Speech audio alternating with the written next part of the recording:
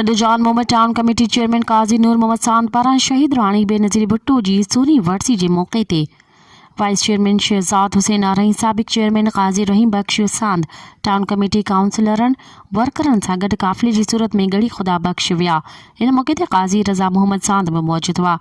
Town committee chairman काज़ी नूर Mohammad सांद media से ॻाल्हाईंदे चयो त शहीद बीबी मोहतरमा बेनज़ीर भुट्टो जी शहादत जो लम्हो हमेशा याद रखियो वेंदो।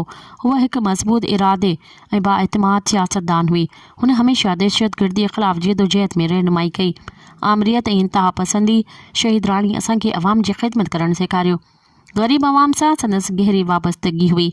27 दिसंबर 2007 जो ॾींहुं वतन सां मोहब्बत जो सबूत है। मोहतरमा बेनज़ीर भुट्टो जी 16वीं वरसी ते शहीद बीबी के सुर्ख सलाम पेश कयां थो। मज़ीद ख़बरन ऐं तफ़सीलात लाइ विज़िट कयो असांजी वेबसाइट www.awamiNewsHD.com ऐं ॾिसंदा रहो अवामी न्यूज़ HD।